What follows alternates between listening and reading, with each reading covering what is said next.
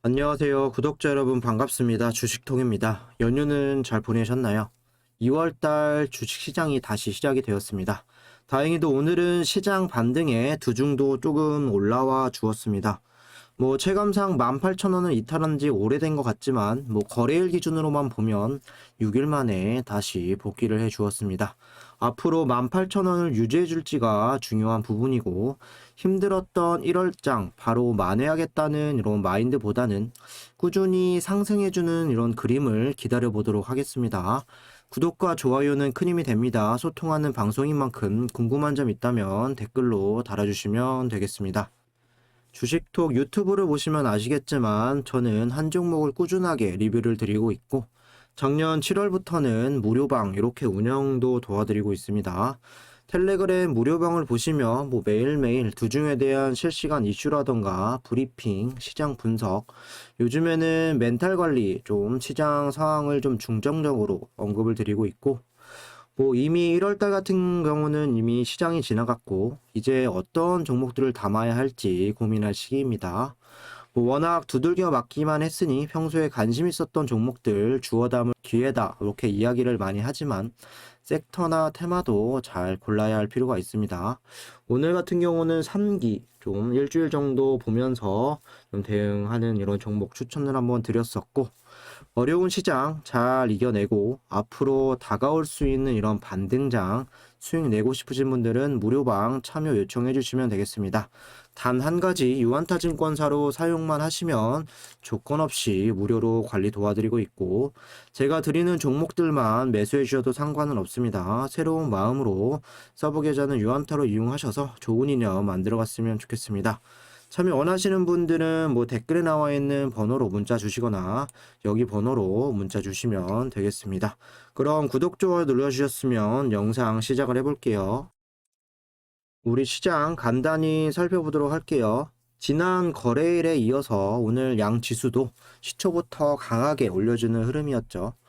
연휴 동안 글로벌 증시의 반등세로 우리 시장도 갭상승 출발하는 모습이었습니다. 우리 장이 연휴로 쉬는 동안 미국 나스닥이 8% 가까이 이렇게 올랐고 일본 니케이 지수도 5% 이상 또 강한 흐름을 보여주었고 명절 이후에 다시 살아나는 주식시장에 좀 관심이 되살아나는 이런 효과를 보았다라고 볼 수가 있겠습니다. 단기 낙폭과대에 따르는 기술적인 반등과 그리고 시장에 있었던 여러 리스크들 우크라이나, 러시아 분쟁도 있었고 그리고 금리 인상과 긴축 이런 내용 등등 점점 해소되는 것이 좀 긍정적으로 오늘 작용했다라고 보여집니다. 물론 미국 고용지표 부진과 연준 총재의 금리 인상폭이 예상보다는 좀 낮을 거라는 기대감도 시장에 좀 반영이 크게 되었다고 볼 수도 있겠죠. 오늘 코스피 같은 경우는 1.67%, 코스닥은 2% 이상 이렇게 급등을 했고 1월 하락세에 비하면 한참 모자란 이런 반등이라고 볼 수 있지만 그래도 2월 첫 거래일에서 이렇게 반등으로 시작을 해 주었습니다. 아쉬운 부분은 한 가지 좀 외인 수급들이 간을 계속 보고 있다는 이런 부분인데 막판에 이렇게 외인들은 순매수로 전환을 하면서 끝나긴 했지만 2시 넘어서까지는 계속된 매도세를 보여주기도 했고 외인 같은 경우 코스닥 230억 그리고 코스피는 840억 정도 좀 들어왔지만 지난 또 계속 이탈했던 부분에서 부족한 수급이라고 생각을 합니다. 그나마 막판에 좀 들어와서 내일을 기대해 볼 수는 있겠죠. 만일 오늘 지수가 이렇게 좀 좋았고 막판에 외인 수급들도 좀 들어왔는데 내 종목이 상대적으로 좀 가지 못했다라고 한다면 수급의 영향도 분명 있을 거라고 보시면 되겠습니다. 시장 지수에 대한 이런 상승과 그리고 수급도 받쳐주고 내가 들고 있는 종목군, 섹터, 여기에 이슈까지 좀 있었다면 삼박자가 갖췄다라고 보시면 되겠는데 이런 상황이 아니었다면 오늘 종목에서 크게 오른 종목도 있고 지지부진하게 오른 종목도 분명 있을 겁니다. 내 종목에 순환매가 돌길 좀 차례를 기다려 보시면서 대응을 하시면 될 것 같습니다. 주식을 좀 계속 하다 보면 하락장이 이어질 수 있고 그 이후에 한 번에 내 계좌를 좀 만회를 해야겠다. 손실을 줄여나가야겠다. 이런 성급한 생각을 가질 수가 있는데 그런 마인드보다는 꾸준히 반등하는 흐름과 큰 수익은 아니더라도 조금씩 수익을 가져가는 이런 부분이 중요하다고 저는 생각을 합니다. 이 부분을 좀 인지하시고 너무 2월장 초반부터 급하게 생각을 안 하셨으면 좋겠고 느릴 순 있지만 결국 한 달로 치면 그 누적 수익률이 큰 수익률로 되돌아올지 모르겠습니다. 급등하는 종목들 따라가서 또 손실 보지 마시고 저점에서 안정적인 종목들 섹터 내에서 저가 매수 기회를 노려야 하겠습니다. 뭐 원전 테마를 좀 보시면 지난 거래일이죠. 지수 형태는 무난했으나 뭐 개별 종목들은 두중을 포함해서 좀 아쉽게 끝났던 흐름이었는데 오늘 같은 경우는 다행히 이런 지수 반등에 좀 반응을 해주는 모습이죠. 하지만 그동안 빠졌던 흐름을 보면 아쉬움도 분명 존재합니다. 특히 두산중업은 지난주 또 사우디 관련해서 1조 규모의 또 수주 소식도 있었는데 오히려 좀 마이너스로 끝났고 오늘 1.4%밖에 오르지 못한 모습은 그렇게 만족스럽지는 못할 수 있습니다. 시장이 반등이 확실하게 좀 나와줄 때 그리고 18,000원을 뚫고 올라갈 수 있을 때 좀 확실하게 돌려주면 좋았겠지만 뭐 1월 말부터는 18,300원에서 18,400원 구간에 계속 막혀 있는 그림이죠. 뭐 그래도 6거래일 만에 종가 이렇게 18,000원 부근까지 좀 올려줬고 11선도 한번 터치했기 때문에 내일의 흐름도 또 한번 중요하고 기다려볼 수 있겠습니다. 사실 뭐 시장의 반등 그리고 수급이 이렇게 들어와 주면서 원전 테마들이 같이 올라온 감도 있는데 뭐 중요한 건 올해가 원전 중요한 역할을 하게 될 것이라는 이런 이야기들이 좀 계속 흘러나오고 있습니다. 간단하게 좀 이미지로 체크를 해볼게요. 이거는 제가 다른 기사에서 좀 가져온 내용인데 뭐 여기 보시면 2021년 말 기준 뭐 아시아라든지 유럽 그리고 뭐 중남미 중동 등등 너나 할 거 없이 건설을 하고 있거나 건설을 계획하거나 그리고 건설을 하기 위한 건설안이 좀 많이 늘어나고 있습니다. 뭐 EU 텍소노미도 뒤에서 좀 이야기 드릴 거지만 일단 천연가스와 원전에 좀 힘을 실어주는 분위기가 최근에 조성이 되면서 뭐 유럽뿐만 아니라 또 원전에 관심을 적게 두고 있던 나라들조차도 좀 관심을 가질 수밖에 없는 이런 상황인데 꼭 대형 원전이 아니더라도 뭐 미국이라던가 아시아 등등 여기 봤을 때 SMR 관련해서도 좀 도입 개발 힘을 쏟고 있습니다. 미국에서는 뭐 루마니아 SMR에 수출하고 관심국가 2,500만 달러를 지원을 하겠다. 중국 2035년까지 또 원전 150기를 건설하겠고 사고가 있었던 일본에서조차도 미국 SMR에 좀 참여를 한다라고 하죠. 그리고 탈원전을 유지했었던 프랑스 SMR 등 연구개발에 10억 유로 투자를 하고 플러스 대형 원전도 진행을 하겠다. 영국도 마찬가지입니다. 최근에 좀 원전에 대해서 좀 부정적인 이런 생각을 가지고 있던 이런 나라도 계속 이렇게 박차를 가하고 있습니다. 뭐 브라질, 러시아, 인도까지 이렇게 앞으로 좀 건설하고 투자할 이런 나라들이 점점 늘어나고 있고 중요한 건 사실 한국의 원전 수출이 그리고 뭐 한수원, 두중, 팀코리아가 얼마나 수주를 따낼 수 있느냐의 문제겠죠. 뭐 이집트 엘다바 원전 같은 경우는 뭐 문제 없으면 4월 달에 좀 이게 계약이 나올 예정이고 체코 신규 원전 사업 올 2월 입찰 참여사 결정, 내년 공급사 결정, 내후년 계약을 예정할 건데 뭐 체코 같은 경우는 한미프 치열한 3파전 좀 진행 중에 있죠. 그리고 폴란드 같은 경우가 사실 뭐 최근에 몰려있는 이런 수주들 중에서 가장 사업 규모가 큰데 어느 정도 웨스팅하우스가 좀 선점을 해 나가는 이런 모습도 보이고 있습니다. 루마니아 같은 경우도 뭐 앞서서 설명한 것처럼 미국 SMR 관련해서 좀 연관관계가 있고 뭐 가동 원전 사업 같은 경우도 사실 원전 대형 원전을 수출하는 EPC보다는 조금 메리트는 좀 적어 보이는 게 사실이죠. 뭐 여기에 또 사우디와 발 내년 또 발주 2기가 예상이 되지만 여기 같은 경우는 한미프 이외에 중국과 러시아가 또 수주에 참여를 하고 있기 때문에 좀 경쟁력이라던가 그런 수주는 좀 어려워질 전망으로는 보이는 게 현재 상황이죠. 뭐 아직 결정된 거는 사실 아무것도 없기는 합니다. 그리고 두중 같은 경우는 미국 웨스팅하우스와 좀 서브 벤더 개념으로 주기기를 납품하는 형태로 뭐 수주라던가 뭐 이득을 챙겨갈 수는 있지만 우리가 좀 확실시 되는 이집트 원전 이런 수주 이외에도 꼭 하나는 또 성공을 시켜야 입지를 또 앞으로 유럽이나 뭐 다른 데서도 다져갈 수 있다고 생각을 합니다. 그러기 위해서는 국내 탈원전 기조에도 당연히 변화가 필요하고 한 달 앞으로 다가온 대선에서도 좀 친원전으로 가는지가 이런 변화 좀 중요할 수밖에는 없겠죠. 이어서 오늘 나왔던 뉴스를 좀 보시면 EU 원자력 천연가스 발전 녹색 분류 규정안 확정을 발의했다. 유럽연합 이 천연가스와 원자력 발전에 대한 투자를 환경 기후 친화적인 녹색으로 분류하는 규정을 확정 발의했다고 독일 또 등이 전했다.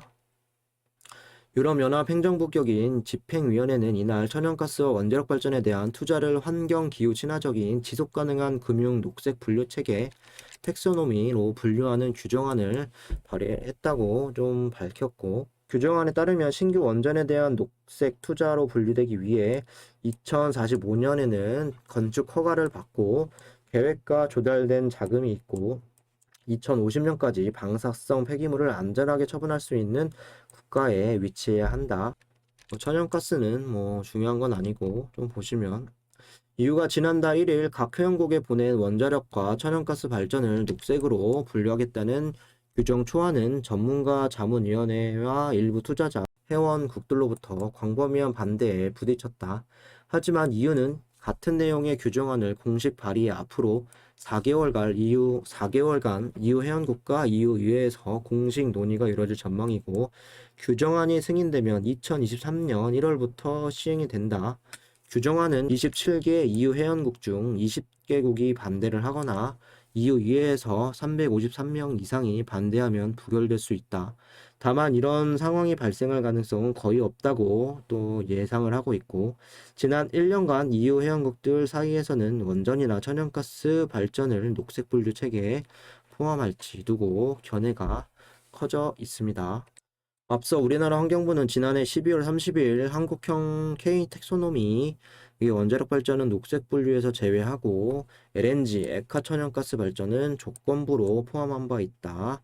지속 가능한 금융 분류 체계는 어떤 경제 활동을 하거나 환경 기준을 충족하면 환경 기후 친화적인 녹색으로 분류될 수 있는지를 담고 있고 투자자들에게 기후 친화적인 투자의 기준이 된다. 이유는 이 분류 체계를 공금 자금 지원에도 적용할 예정이다. 이렇게 좀 나와 있습니다. 또 텍소노미가 뭐 작년 초부터 계속 이렇게 미뤄지고는 있지만 원전이라던가 그리고 천연가스, 친환경으로 좀 최종적으로 좀 분류될 가능성은 현재 상황에서 좀 높아 보이고 우리 K 텍소노미 같은 경우도 점차 원자력이 포함될 가능성이 높게 좀 점쳐지고 있습니다. 여야 대선 후보들이 모두 현 정부에 대한 탈원전 기조와 좀 선을 긋고 달리하면서 친원전이라던가 그리고 감원전의 이런 공약들을 내세우고 있기 때문인데 지난달 산통부 장관도 이런 말을 좀 했는데요. K 텍소노미에서 원자력 발전이 빠졌다라고 해도 뭐 원전 수출에는 문제가 없다라고 하면서도 이후에 그린 텍소노미 논의 상황에서 계속 좀 지켜보겠다. 즉, 이 말은 뭐 K 텍소노미가 원자력을 제외하고 먼저 발표를 했는데 이번 녹색 분류 규정안 확정 발의를 하고 뭐 앞으로 좀 원전이 포함만 될 수 있다면 국내도 그 부분을 뭐 아예 무시할 수는 없다. 그리고 따라갈 수밖에 없다라고 뭐 이야기했다라고도 볼 수가 있겠는데 다음 달 대선 결과가 좀 친원전으로 포석을 잘 깔아둘 수만 있다면 3개월 뒤에 EU 텍소노미 결정에 따라서 뭐 올해 두중을 포함해서 원전 산업에 대한 확대 그리고 해외 수출에 대한 기대감이 좀 커질 수 있다는 점도 좀 체크를 해주시면 될 것 같습니다. 이어서 수급을 좀 체크를 해볼게요. 외인이 오늘 25만 주 순매수, 그리고 개인이 13만 주 순매수, 프로그램이 18만 주가량 순매수가 되었는데, 기간이 연달아 3일 동안 이탈이 되면서 좀 상승할 수 있는 그림에서 발목을 잡는 이런 상황이죠. 개인들이 최근에 좀 매수세를 다시 늘려나가고 있고, 그리고 기관들이 이렇게 좀 빠져나가고 있는 모습, 그리 좋은 방향은 아니라고 보여집니다.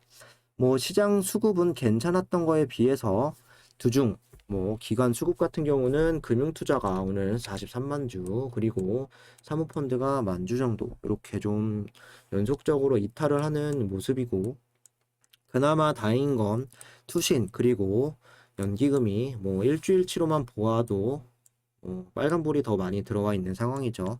매수세를 더 많이 좀 들어와 주고 있다, 이렇게 보시면 되겠습니다.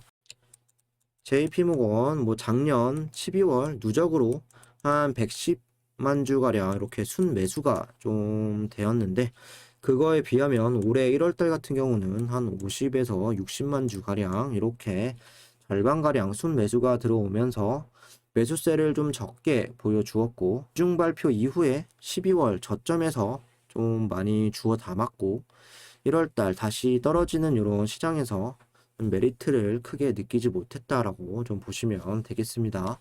오늘 공매도를 좀 보시면 3.8%로 뭐 비율로 치면 다시 안정세로 접어들었다라고 볼 수가 있겠는데, 뭐 외인과 그리고 프로그램 뭐 외국계 창구에서도 한 10만 주가량 들어왔기 때문에 오늘의 주요 공매도 주체는 뭐 금투 정도로 뭐 기간 이쪽으로 좀 볼 수가 있겠죠. 그럼에도 좀 고점 대비 절반 이상 내려왔다라고 하는 건 기관들의 매도 물량을 외인들뿐만 아니라 개인들도 뭐 지분이 좀 어느 정도 있었다라고 보여집니다. 지난 28일이죠. 대차 상환이 이렇게 500만 주 가량 좀 되면서 뭐 잔고 수량이라던가 잔고 금액도 좀 줄어든 모습인데, 공매 비율 같은 경우는 오늘처럼 좀 5% 미만으로 계속 이렇게 이어나가는 게 좀 중요할 것 같습니다.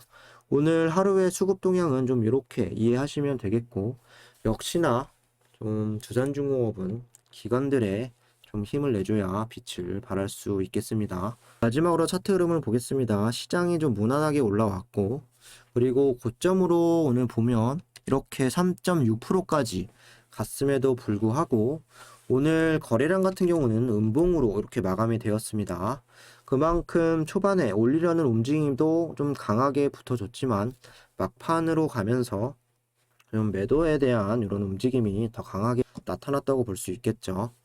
오늘 거래량이 320만 정도 나와줬는데, 뭐 주가를 사실 부양시키기에는 좀 부족한 이런 거래량이고, 최소 700만에서 1천만 이상은 좀 나와야 조금은 우리가 만족하는 이런 좀 상승하는 그림이 좀 나와줄 수 있을 것 같습니다. 금일 최소 500만 이상 양봉으로 거래량이 좀 동반이 되었다면 18,000원 위에서 좀 다시 좀 마무리가 될 수 있었지만, 최근에 고점을 뚫어내지 못하고 있습니다.